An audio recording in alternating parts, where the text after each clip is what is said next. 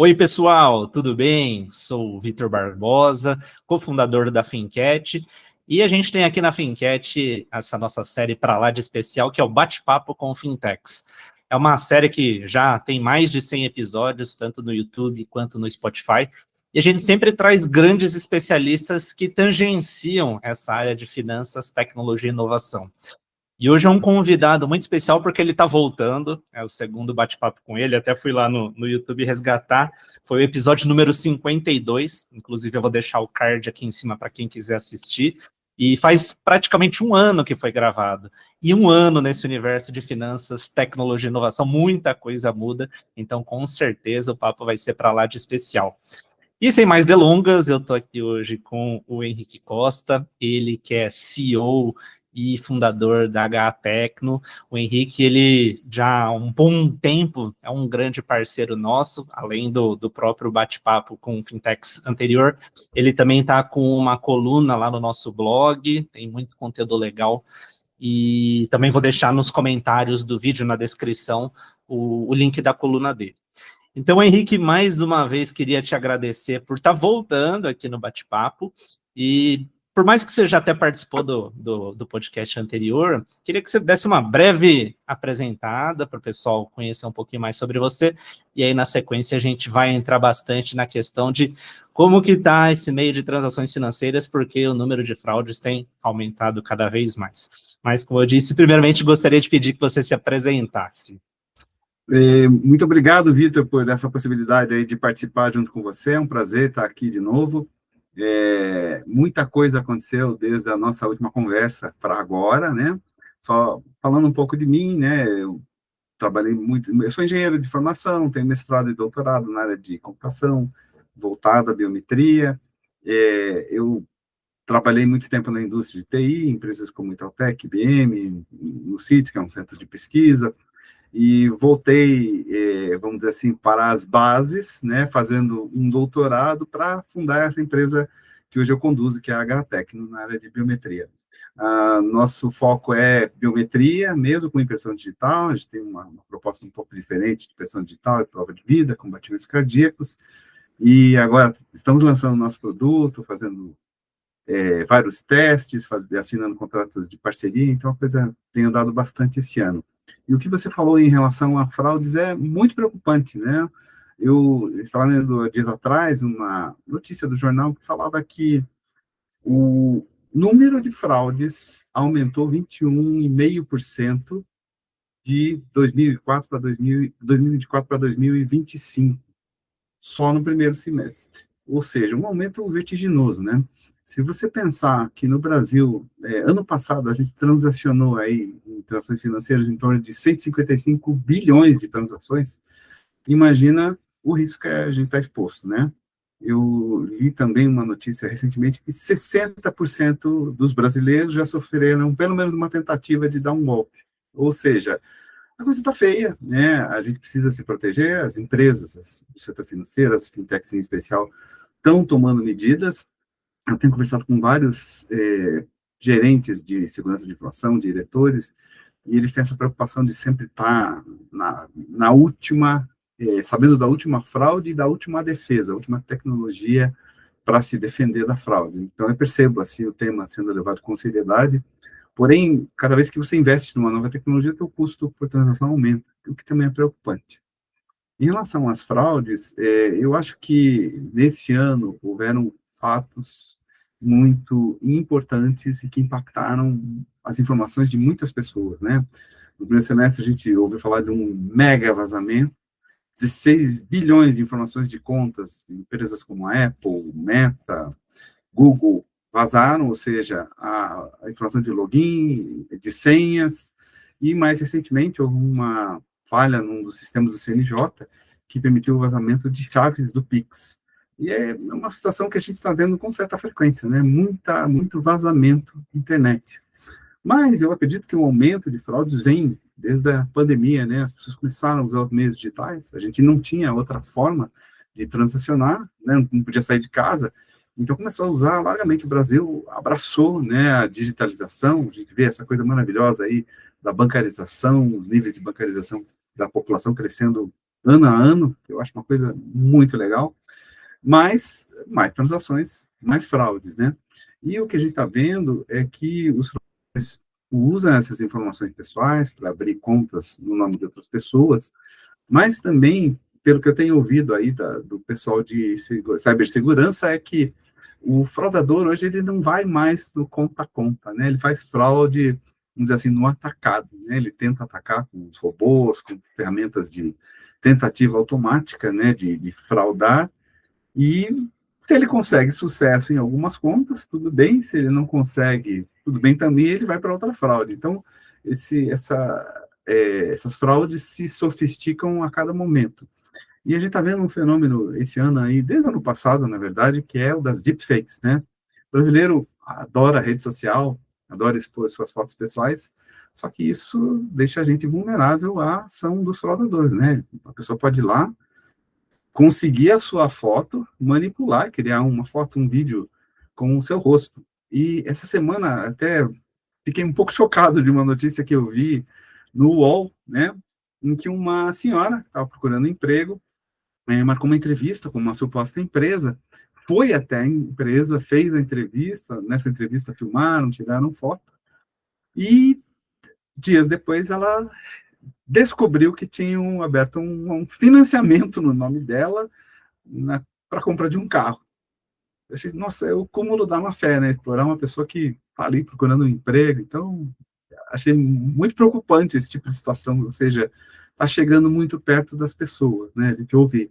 Quando você ouve relato dos amigos, que a coisa está próxima de você. Então, essa é a visão que eu tenho. Pode falar. Não, até para complementar, você acha que foi legal também esses dados que você trouxe antes também do nosso bate-papo? Eu tinha usado o Google Notícias para ver o que tem aparecido, porque realmente, acho que todos nós percebemos, toda semana tem alguma notícia relacionada a fraudes, a golpes, a vazamento de informações. Então, até para ilustrar para o pessoal de casa, né? Por exemplo, vazamento de dados hoje no Google Notícias. Primeira notícia que aparece: cada vazamento de dados no Brasil custa 7,19 milhões às empresas. Na CNN Brasil, vazamento de dados expõe bilhões de senhas de usuários de algumas empresas. Não vou colocar os dados. Ou até também uma que recebi num dos grupos relacionados a fintechs, a notícia da Folha de São Paulo: vírus assume controle do WhatsApp Web para roubar senhas dos bancos. Então, aqui eu acho que é legal colocar nessa nossa discussão que sempre que tem as inovações, essas disrupções, tem um lado muito bacana, tem um lado muito interessante, mas também tem o lado daqueles que querem se aproveitar e aproveitar ainda mais o que é o novo petróleo, né? Que é essa questão dos dados, das senhas, das informações. Então, até dando sequência, né, na sua fala, como que você percebe que, principalmente as fintechs aqui, que é o nosso público, elas precisam cada vez mais, se preparar em relação a isso, e dois, também, de alguma forma, contribuir para uma educação dos usuários, né? Porque, como você disse, é uma coisa recente, é da pandemia para cá, que veio essa questão do Pix, do crescimento das fintechs. Então, para esse público nosso, como que você vê isso? E aí, depois, se você quiser até já emendar na solução que você traz para favorecer isso, fique super à vontade. Perfeito. As fintechs, como você possivelmente, com certeza ouviu, né, vem sendo cada vez mais desafiadas a aumentar o seu nível de segurança, né? Esses recentes escândalos que infelizmente aconteceram com fintechs resultaram em regras mais rígidas do Banco Central em relação a todo mundo, né? Então, não tem muito jeito, as empresas têm que investir em formas de prevenção e, na minha visão, a solução passa não só por investir em tecnologia. Claro, tecnologia é um grande aliado da gente, e IA, né, apesar de ser usada para o mal, né, no caso das deepfakes, também está sendo usado nas ferramentas de proteção. Então, assim, tecnologia é um componente chave, mas não é o único. Eu acredito muito em processos, né, principalmente dentro das empresas, a forma como as pessoas manuseiam as informações, controles, quem tem acesso ao quê, em que momento, e educação. Eu acredito muito na educação. E esse, para mim, talvez, do ponto de vista dos usuários das empresas do setor financeiro, seja o maior desafio. O usuário, ele é pego em situações em que ele não sabe muito bem como agir, né? Vou dar um exemplo, eu tenho uma parente que é idosa e que alguns meses atrás sofreu uma fraude em que a pessoa entrou com uma conta de WhatsApp falsa, como se fosse a filha dela, e manipulou, e ela conseguiu, e ela acabou depositando 5 mil reais no nome do fraudador, né, na conta que o fraudador passou. Então, assim, infelizmente, as pessoas de uma certa idade são mais vulneráveis porque elas não sabem lidar com essa situação e ainda são submetidas a uma pressão, né? O fraudador quer que você faça as coisas na hora, ele te conduz a você ficar com medo de não fazer, ou ele alega que você tem uma dívida, está acontecendo com muita frequência pessoas ligando, dizendo que houve um acesso à sua conta, aí você já parte do princípio que você já fica assustado, né? E muitas pessoas caem nisso, não tem aquele sangue frio de na hora pedir, olha, eu preciso de um tempo para pensar, que é uma recomendação que a gente vê muito recorrente aí nas empresas. Então, eu acho que passa nesse tripé, vamos dizer assim, que é tecnologia, processos e educação, né? A gente está vendo alguns bancos tentarem educar seus usuários na prevenção, mas é difícil, né? É difícil que essa informação chegue lá. Do ponto de vista da tecnologia, a gente está vendo muita evolução, muita coisa nova, IA para detectar fraudes, todo mundo praticamente colocando IA nas suas tecnologias, nós também estamos fazendo isso dentro da nossa empresa, então eu acho que, sim, a gente está sempre tentando estar um passo à frente, é difícil, porque os fraudadores têm sido muito criativos nas fraudes, né, que eles aplicam nos usuários, e o lado do usuário está muito desprotegido ainda, na minha visão, né, principalmente no que se refere à informação. E acho que é interessante esse tripé que você colocou, né? Tecnologia, processos e educação. E essa educação, acho que talvez se a gente já tivesse começado antes, teria sido mais fácil, né? Eu percebo que as fraudes, elas começaram no mundo analógico. Então, quem nunca teve lá o cara que ia fazer a leitura da água, tava com o uniforme, tudo bonitinho, e ia ver, entrava na sua casa. Aí você comentou muito bem também essa questão das ligações, né? Então, tem um acesso indevido na sua conta, confirma os dados. Um pouco mais recente já vem essas no WhatsApp, que também vão ficando mais manjadas, e a gente vê que tem muita criatividade, no mau sentido, né, no lado dos golpistas. Então, se a gente começar a criar esse hábito de ter essa educação, de sempre desconfiar antes de já sair entregando as coisas, acho que ajuda bastante, né? Com certeza, eu acredito muito nisso. Mas também, infelizmente, tem pessoas que, por ingenuidade ou por achar que vão ter alguma vantagem financeira, colaboram com o fraudador, né? Todo ano eu vou no evento de tecnologia da Febraban, o Febraban Tech, e no ano passado se falou muito de um tipo de fraude das contas laranja, em que uma pessoa real, legítima, permite que um fraudador use a sua documentação para abrir uma conta e fazer fraude. É inacreditável, você pensa que o ser humano vai ceder sua documentação de livre e espontânea vontade, né? Eu imagino que a pessoa esteja numa situação financeira ruim e aceite algum pagamento em troca de ceder as suas informações pessoais dessa forma. Muito bom. E falando um pouquinho da sua coluna lá no nosso blog, né? Acho que um dos últimos conteúdos foi bem legal, que acho que endereça agora o ponto que eu queria trazer para você, né? Então, fintechs aqui que nos assistem, ou qualquer empresas, também buscam muitas vezes criar projetos com base na IA, né? IA tá na moda, a gente já vê o grande poder dela. Mas muitas vezes o pessoal não está olhando tanto a questão da segurança. E no seu conteúdo você coloca justamente isso, né? Que tal a gente começar por meio da segurança, né? Então, que orientação que você dá para esse pessoal que está olhando tanto a IA, mas talvez esteja ou esquecendo ou deixando para as últimas fases olhar a questão da segurança? Olha, esse tema é muito bacana e que bom que você trouxe hoje. E eu vou falar, a sugestão desse tema veio de uma pessoa, um conhecido meu, que tem bastante experiência, e no começo dessa semana eu tive uma conversa com ele, ele me sugeriu, falou, olha, muitas empresas estão querendo fazer projetos de IA, né? Ele é da área de segurança de informações, e não estão sabendo bem por onde começar. Que tal você fazer uma coluna sobre isso? Eu falei, puxa, essa é uma ideia sensacional. Primeiro porque a gente está usando IA na nossa empresa, né? As nossas ferramentas estão se sofisticando cada vez mais, depois eu posso falar um pouco mais sobre isso. Mas para nós houve um começo também, né? Poxa, onde é que a gente vai usar IA? Essa tecnologia tem um potencial gigante para nos ajudar, o que a gente vai fazer? E a gente começou com pequenos experimentos, né? Então, até uma das coisas que eu coloco na coluna é: escolha um problema que não seja muito grande e que seja relevante, de modo que você possa ter uma experiência de sucesso e mostrar, olha, a tecnologia funcionou para esse caso, e tentar criar uma cultura de tentar, né, de começar, abordar um problema e tomando o pé das ferramentas, né, porque eu acredito muito nesse aprendizado hands-on, né, você aprender na prática. Então, no nosso caso, aconteceu assim: a gente fez alguns experimentos, a gente fez uma ferramenta que tem várias ferramentinhas de IA prontas que você pode testar. E aí a gente começou a pensar, né, onde poderia aplicar. No nosso caso, como a gente usa batimentos cardíacos para fazer prova de vida, apareceu um problema muito interessante para nós, que é: a gente grava os batimentos utilizando um vídeo de 10 segundos. Esse vídeo é transformado num sinal, né, o sinal do batimento, parecido com o eletrocardiograma, mas não igual, um pouquinho diferente. E o problema que a gente trouxe é o seguinte: como é que eu vou saber que aquele batimento é realmente de um ser humano?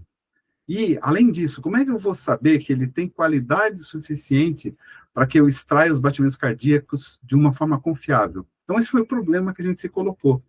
E aí, após experimentar uma série de modelos de IA, né, IA, Machine Learning, a gente extraiu informações de frequência, informações de amplitude do próprio sinal, variações, features, né, que a gente chama, que você extrai do sinal, fez uma experiência com Machine Learning e ela teve um sucesso limitado, né? Normalmente eu gosto de fazer projetos com testes pequenos, né? Então a gente gera uma massa de dados ali, algumas centenas de dados, não é o ideal, mas ele já dá um feeling de que aquele modelo vai se adaptar bem, vai responder bem àquele problema.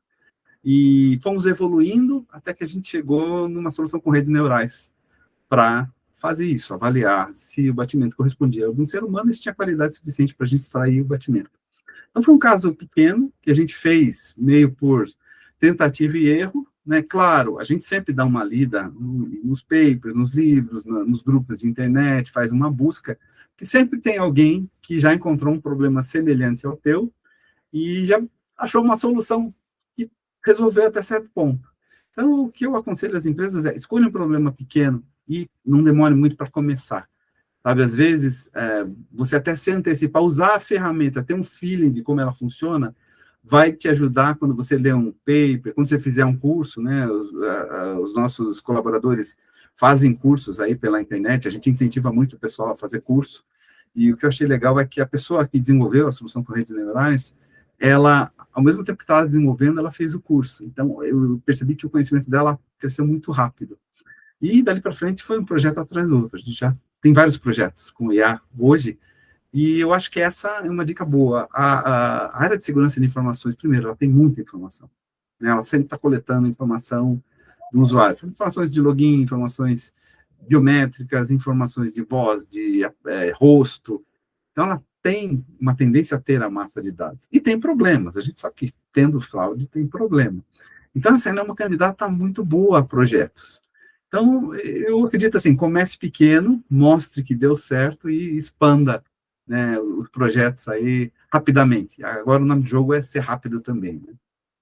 Então, muito bacana esse caso, viu? Achei muito legal. Acho que você trouxe você conduziu de uma forma que acho que ficou bem claro, e ao mesmo tempo a gente percebe que esse é um degrauzinho de cada vez, né?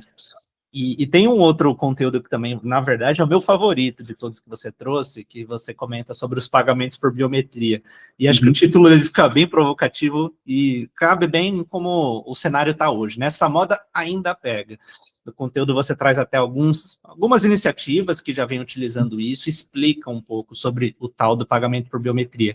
Eu queria também agora que brevemente você desse uma destacada para o pessoal o que efetivamente ele é, como ele está sendo utilizado, e o que falta, então, agora para essa moda realmente pegar. Legal. É um tema que eu sou muito fã, né? até porque eu tive um caso pessoal muito interessante, que é, eu eu faço esporte, né, todo fim de semana eu saio para caminhar, para correr, para andar de bicicleta. Um dia desse eu fui caminhar, estava voltando com a minha esposa, e a gente passou por um supermercado. Aí a gente entrou no supermercado, falou, puxa, precisa comprar isso para o almoço, né? E só que tinha esquecido o cartão. Aí eu falei, puxa, mas que situação, né? Você tem a necessidade de comprar, o supermercado está ali para te vender e você não tem como viabilizar a transação porque não tem um cartão de crédito. Falei, que tal se, né, a gente pudesse simplesmente dar o CPF, passar uma biometria e autorizar a compra, né? Seria maravilhoso, acho que para nós, né, para as pessoas, para o supermercado, para as instituições, todo mundo ganha, né? Uma hora da história, não consegui fazer a compra, né? Tive que buscar o cartão, voltar, perdi tempo e tal. Mas imagine como essa situação acontece no dia a dia das pessoas, né? Você não sai toda hora com cartão, com celular, né? Você vai para academia, você vai passear, você vai em algum lugar simplesmente visitar, e aí tem a possibilidade, o lojista está querendo te vender e não consegue.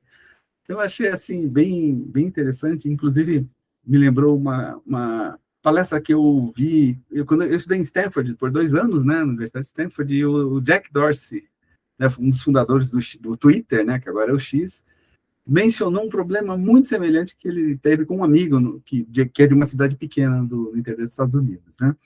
Então, assim, eu acho que biometria, pagamentos por biometria vai pegar, a promessa é muito legal, você não precisar nada além do seu corpo para validar uma transação.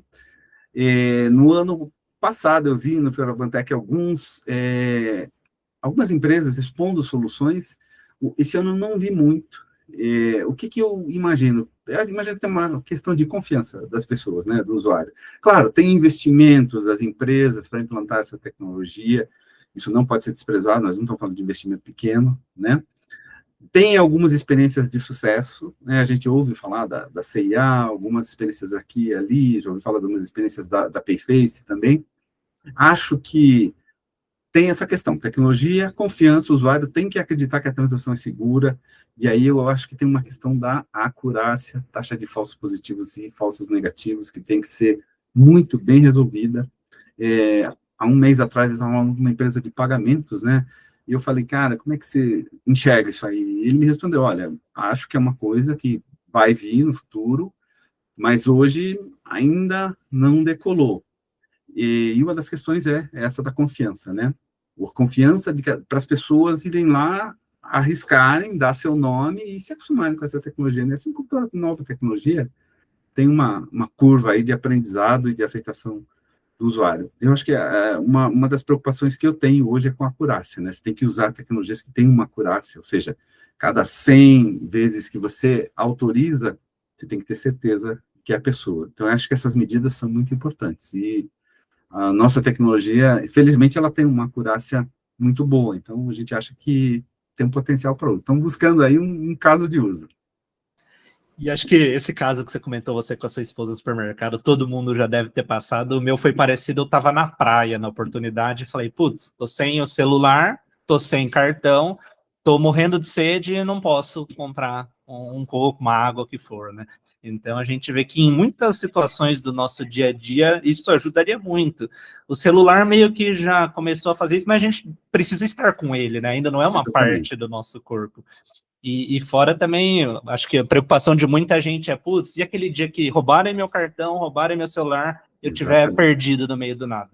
Olha como a gente resolve isso, né? Então, realmente acho que um futuro que está chegando que vai ajudar bastante nesse sentido.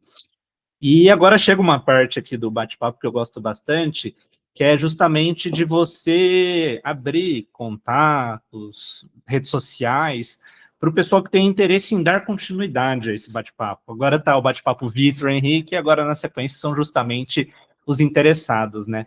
Até já desde que começou a sua coluna no nosso blog, aparecimento na newsletter, algumas fintechs já começaram a se interessar. Então, queria que você comentasse um pouquinho mais como que elas podem chegar até você, que projetos que elas podem, de repente, desenhar em conjunto. Então, fique super à vontade agora.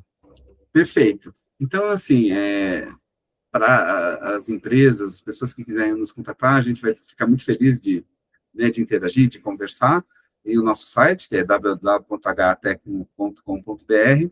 Agora a gente está com um domínio novo, que é www.biometriadigital.com, né, que a gente acha que tem mais a ver com o que a gente faz, né? Estamos super dispostos a trocar ideias, inclusive até ideias sobre projetos de IA, projetos conjuntos. Como você sabe, a nossa tecnologia, a nossa praia são impressões digitais.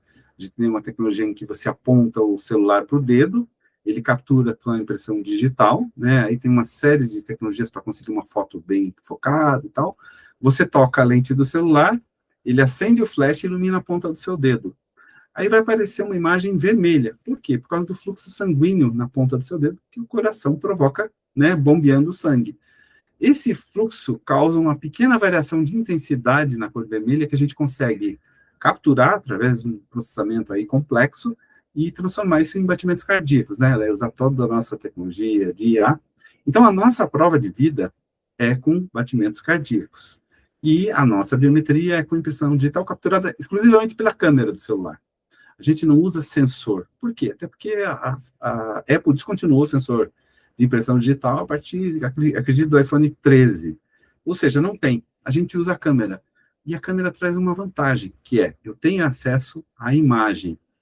Eu extraio a biometria da imagem, as características biométricas, e posso deletar a imagem, porque eu já tenho o que eu preciso para fazer a identificação das pessoas.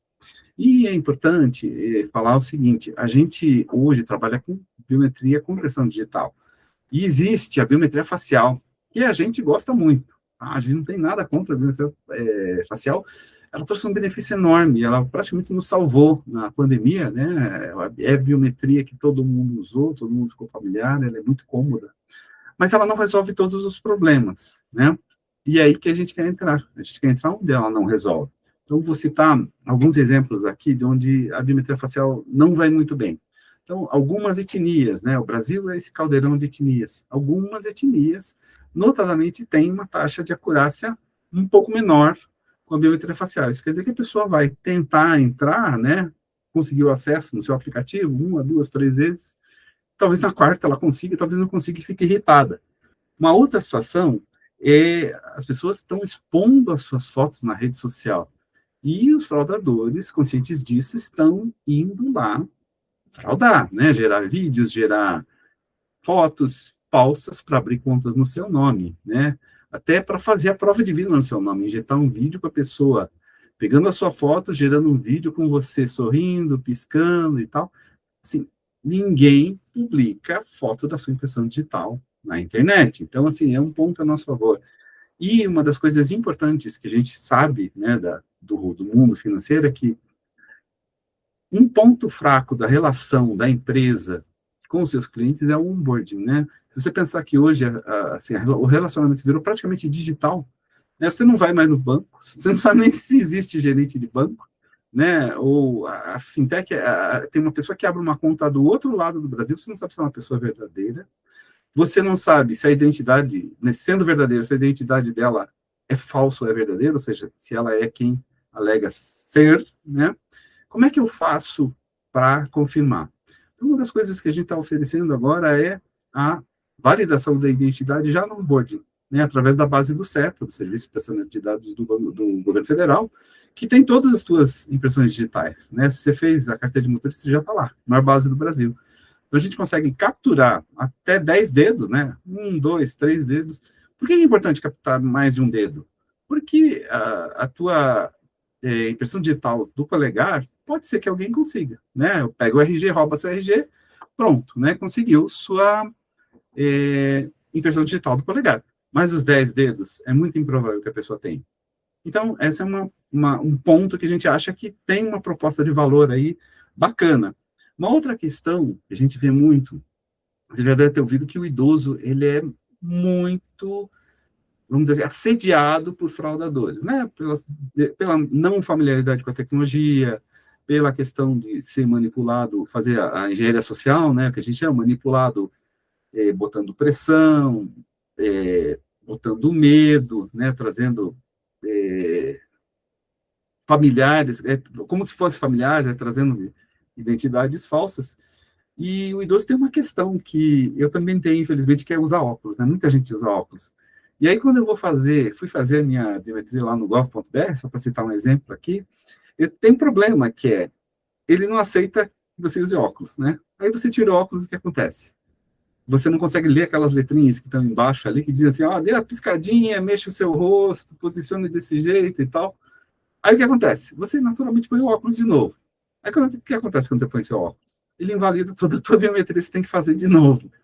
Então, tem essas questões, né? Etnias, idosos, essa questão do onboarding, tem problemas também relacionados à dificuldade de você aprender aquele negócio da elipse que vem no teu rosto e tal. Então, a gente acha assim, e a questão da acurácia, né? A acurácia, se você pegar aí as modalidades biométricas, né, tem vamos dizer assim, uma acurácia decrescente, né? Costuma-se falar que a íris é a mais acurada de todas, depois vem fingerprint, facial, palm hand, né? Palm vein, acho que palm vein é até melhor que palm hand, né? Palm hand só pega essas linhas aqui. E então, assim, para você falar de coisa séria, né? Por exemplo, pagamento por biometria, você tem que se preocupar com a acurácia. As pessoas só vão ter confiança na sua tecnologia se ela for acurada e se ela tiver uma baixa taxa de falsos positivos e falsos negativos, que é uma coisa que normalmente ninguém divulga, né? E que é uma pergunta que toda empresa deveria fazer para o seu fornecedor de solução de biometria, né? Qual a sua taxa de falsos positivos e falsos negativos? Tão importante quanto a acurácia. Então, essa é a nossa proposta. E, em termos de prova de vida, a gente está com uma prova de vida completamente diferente. Não tem piscadinha, não tem mexida de rosto, porque isso pode ser simulado por deepfake, né? É batimento cardíaco, é o teu coração batendo, é um sinal que só você tem e pode ser usado no futuro como biometria também, como um fator biométrico. Então, a gente já está gerando uma base de batimentos cardíacos para usar como mais um fator biométrico no futuro, que é uma coisa maravilhosa, né? Uma coisa natural. A gente acha assim muito fácil a pessoa entender que o seu batimento cardíaco prova que ela está viva. Então, essa é a nossa proposta. Gostaríamos muito de conversar com empresas, ouvir as necessidades. A gente tem conversado bastante, mas, assim, nunca é demais conversar. E, né, se quiser fazer um teste, quiser testar a nossa tecnologia, ver como é que ela funciona, estamos à disposição. Muito bom. Até essa questão do onboarding que você comentou também é tema de um dos conteúdos na coluna, então reforço o convite para o pessoal conhecer a coluna. E acho que realmente tem muita coisa bacana que talvez muitas das soluções nem tinham ouvido falar. Acho que você trouxe aqui, nesse nosso bate-papo, um universo e reforça essa importância, então, do pessoal bater um papo, entrar em contato com você, conhecer mais a solução, testar, como você disse. E antes da gente fechar o episódio, eu sei que não temos bola de cristal, né? Mas olhando agora para o futuro, né, nesse sentido, tanto pagamento por biometria, evoluções, tanto do lado positivo quanto também nas fraudes, o que você imagina, né, desse 2025 já está caminhando para a reta final, né, mas principalmente para 2026, nesse sentido das soluções financeiras? Olha, tem muita coisa acontecendo e tem muita coisa acontecendo com um efeito retardado, né? E algumas resoluções do Banco Central de alguns anos atrás estão se materializando em empresas, né? Então, eu tenho sou muito otimista em relação aos próximos anos, ao que vai acontecer. Acredito na questão do aumento da bancarização da população, também aumento da oferta de crédito, que o Brasil é muito carente de crédito, né? Eu estou vendo algumas empresas que eu vi regulamentar lá atrás, um exemplo, as SCDs, né, Sociedades de Crédito Direto. Não estou vendo muito as sociedades para crédito peer-to-peer, que é uma coisa maravilhosa, que eu gostaria de ver, porque acredito que se o empréstimo for pessoa a pessoa, existe uma oportunidade para baixar os custos do custo financeiro que a pessoa paga no empréstimo. Acredito que está demorando um pouco mais o Drex, né, a moeda digital aí do Banco Central, e as próprias criptomoedas vão voltar com força. Acredito que em algum momento os pagamentos por biometria vão pegar. Eu acho que é uma tendência, né? A gente já vê na China experimentos em larga escala com isso. Uma outra tendência que eu vejo são essas grandes bases públicas, aí um pouco no público, né? Grandes bases públicas, a gente vê aqui no Brasil com o novo RG se formando uma nova base totalmente digital, com impressão digital, com facial, com dados pessoais. Na Índia já existe um sistema chamado Aadhaar, que imagina, o tamanho da população da Índia, né? Muito maior que o Brasil. Então, assim, já estão sendo utilizadas, inclusive, para finalidade financeira. Isso pode trazer uma oportunidade maravilhosa para a gente, porque as imagens digitais têm uma qualidade bem melhor do que você digitalizar um documento, né, RG. Além disso, vai haver uma padronização para o Brasil. Infelizmente, em termos de documentação, assim, cada estado tem um RG diferente, é válido a carteirinha da OAB, é válido a carteirinha de professor, existe uma série de documentações que são aceitas como identidade. Então, talvez o RG nacional aí uniformize isso, e isso talvez permita que no futuro a gente possa fazer essas consultas, logo no onboarding, eu validar a identidade da pessoa. Acho que multibiometria é uma tendência futura, né, se usar várias modalidades, inclusive para fazer a autenticação com múltiplo fator, né, por exemplo, se usar uma segunda biometria, em vez de utilizar o SNS, que, na minha opinião, é uma solução com uma certa vulnerabilidade. Acredito que a gente possa substituir aqueles aplicativos, tipo o autenticador lá do Google. Então, assim, uma série de novidades. Acredito que o Brasil é um país pujante em termos de biometria, não só biometria, mas em termos do setor financeiro, né? A gente ouve falar que há 20 anos à frente da América Latina, né, dos outros países da América Latina. Infelizmente, a gente também está numa posição de destaque em relação a fraudes, mas a gente paga o preço de ser inovador. Então, acredito que nos próximos anos a gente talvez veja o fim do cartão de crédito físico, né? Tenha só o cartão virtual. O próprio celular talvez mude de figura, né? Essa semana eu estava vendo um anúncio aí da Meta com óculos da Ray-Ban, com todas aquelas facilidades maravilhosas de realidade aumentada, né? E pensa assim, o que vai vir após o celular, né? Ele como um aparelho que você carrega, que tem lá suas limitações. Acredito que talvez haja alguma coisa nesse sentido, e aí vai trazer uma mudança enorme, né? Como é que nós vamos nos virar sem o celular, né? Já que a nossa vida... Muita coisa boa, exatamente. Muita coisa bacana surgindo, eu ia brincar, né? Não é um episódio de Black Mirror, o pessoal conhece essa série que fala de futuro disruptivo, tudo é muita coisa que já está realmente bem próxima, também assino embaixo de cada um desses pontos que você colocou, e mais uma vez trazendo aquilo que você e eu comentamos no comecinho, né? Aquela questão também de a gente se educar em relação a essas novidades. Exatamente. Né? Acho que isso é bem importante. E uma dessas formas de se educar é justamente acompanhando essa fala com maestria que o Henrique fez aqui hoje para a gente, seguir ele lá no LinkedIn, se conectar, conhecer mais sobre a solução. Biometriadigital.com, né, o novo domínio. Exatamente, www.biometriadigital.com. Só queria acrescentar, que não poderia deixar de falar, que IA é a grande tendência, né? IA, para mim, vai ser que nem a internet no futuro, uma coisa natural na nossa vida. Né? Eu estava falando com uma empresa de marketing essa semana, ela falou, cara, a gente não está falando mais em indexar pelo Google, a gente está falando em indexar pelo ChatGPT. Exatamente. Muito interessante isso aí. É algo que acho que já deixa até de ser o pilar tendência, já vira uma super realidade, né? Então, muito importante estar na rotina de todos os segmentos.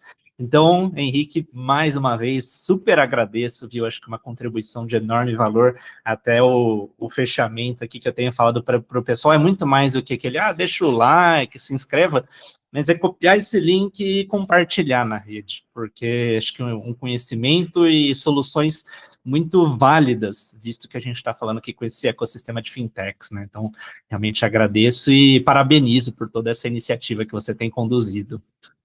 Obrigado, Vitor, agradeço a você muito, é um prazer estar aqui com você sempre, e, puxa vida, vamos aí trabalhar, fazer desse futuro aí realidade. Com certeza. Então, pessoal, obrigado aí pela participação, como eu disse, compartilhem esse conteúdo, e a gente se vê no próximo episódio do Bate-Papo com Fintechs. Até lá! Até lá!